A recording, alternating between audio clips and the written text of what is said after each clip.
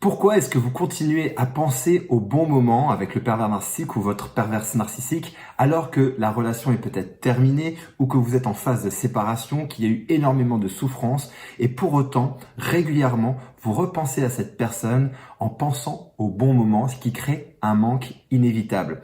Bonjour à vous, ici Fabien Arnoux, votre coach pour vous extraire d'une relation toxique afin d'être libre, de retrouver confiance en vous et surtout de vivre une véritable renaissance, donc de vous retrouver vous. Avant d'aller plus loin, si vous n'êtes toujours pas abonné à cette chaîne YouTube, c'est le moment de cliquer sur s'abonner et sur la petite cloche de notification afin d'être tenu au courant de mes prochaines vidéos pour vous aider au quotidien à vous extraire le plus rapidement ou vous reconstruire le plus rapidement possible de ce type de relation hautement destructrice. Alors je sais que vous êtes nombreuses et nombreux à aujourd'hui vivre ce manque malgré la souffrance qu'il y a pu y avoir dans cette relation.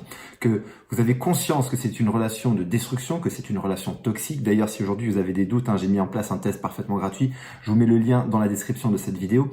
Et que aujourd'hui, vous posez cette question. Comment ça se fait que malgré toute cette souffrance, je continue de penser au bon moment?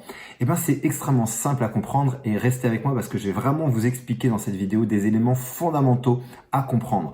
La première chose à comprendre, c'est que déjà, le pervers narcissique ou la perverse narcissique agit sur votre corps, sur vos émotions, sur votre psychologie comme une drogue. Une personne qui est droguée, qui prend de la drogue, va créer vraiment une addiction à ça et la drogue va créer une addiction. Ça veut dire qu'il y a un appel du corps au bout d'un moment d'avoir son shoot et on a besoin de ce shoot-là. Et ce qui se passe avec un pervers narcissique et une perverse narcissique, c'est exactement pareil. Ils agissent sur le corps comme une drogue. Ce qui veut dire quoi? Ce qui veut dire que quand vous séparez, quand vous amorcez un processus de séparation, soit vous êtes déjà séparé, soit vous êtes en train de vous séparer, il va y avoir des sensations de manque. Et quand on est face au manque, on est en souffrance. Et qu'est-ce qui se passe à ce moment-là? Votre corps, il va chercher à aller trouver finalement la réponse qui pourrait apaiser cette souffrance intérieure. Et jusqu'à présent, la réponse, c'est quoi? C'est l'autre. Et c'est pour ça qu'à ce moment-là, on va avoir des souvenirs qui vont revenir. On va penser au beau moment parce que ton cerveau, à ce moment-là, il est en train, d'effacer et il est dans une période amnésique où il oublie momentanément toutes les souffrances parce qu'il est dans une souffrance et que le projet de ton cerveau, à ce moment-là, c'est quoi? C'est tout simplement d'arrêter de souffrir là, maintenant. C'est comme une rage de dents. On se dit pas, ah tiens, je vais attendre un peu plus tard. Non, quand on a une rage de dents, on fonce chez le dentiste, on veut que ce soit soulagé maintenant. Parce que notre cerveau est prévu pour ça. Il est prévu pour éviter la souffrance instantanée et rechercher du plaisir maintenant, tout de suite. Donc, quand on est face à la souffrance, ce qui va se passer, c'est que notre cerveau va chercher une solution immédiate pour pouvoir répondre à cette souffrance, surtout apaiser cette souffrance.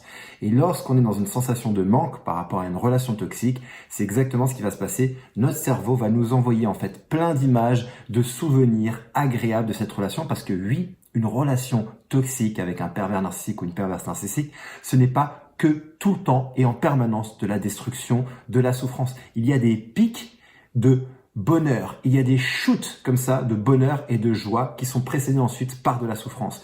Mais notre cerveau se souvient de ces shoots-là. Donc lui, ce qu'il veut faire, c'est quoi? C'est revivre ces shoots-là. Et vu que là, momentanément, vous êtes en souffrance, votre cerveau va vous envoyer plein de souvenirs, des bons moments, parce qu'il cherche une solution pour apaiser cet inconfort, pour apaiser cette souffrance, pour apaiser ce manque à l'intérieur de vous que vous êtes en train de vivre. C'est pour ça que vous vous souvenez des bons moments à ce moment-là et que vous êtes tenté de retourner dans la relation. Bien évidemment, je vous invite à résister à cette tentation. Vous devez absolument dépasser cette tentation. Vous devez absolument dépasser ce manque pour pouvoir derrière reprendre votre liberté. Parce que ce qui va se passer, c'est que si vous répondez, que vous continuez à répondre à ce manque par à chaque fois le même comportement, c'est-à-dire de contacter l'autre, de revenir dans la relation, vous n'apprenez pas votre cerveau à développer d'autres moyens, d'autres possibilités de vous apaiser par vous-même. Ces périodes de manque sont complexes. Oui, sont difficiles, oui, mais c'est un sevrage.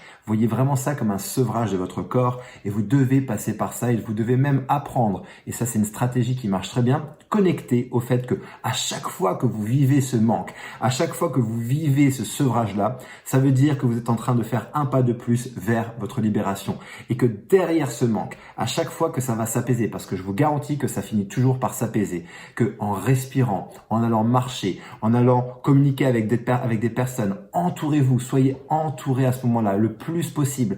Créez autour de vous un environnement favorable pour vous apaiser, vous sécuriser. Respirez, faites de la méditation, faites de la marche, faites du sport, faites quelque chose avec votre corps. Je vous garantis que cette sensation diminue au fur et à mesure et que vous allez rééduquer votre système nerveux à finalement vivre différemment et à ne plus vivre avec cette substance toxique, cette personne toxique, et que inévitablement à un moment donné vous allez vous libérer. Mais vous devez connecter ça en vous. Vous devez connecter le fait que après ce manque, après ce passage difficile, après cette sensation et les tentations, il y a votre libération. Donc yes, je suis sur le bon chemin. J'espère vraiment que cette vidéo va vous aider à comprendre ce mécanisme-là et surtout vous donner de l'espoir, vous donner de l'énergie, de la motivation à résister à ce manque, à finalement dépasser ce manque et à reprendre le contrôle de votre vie, parce qu'il s'agit bien de votre vie derrière. Vous allez gagner votre vie, vous allez gagner votre liberté.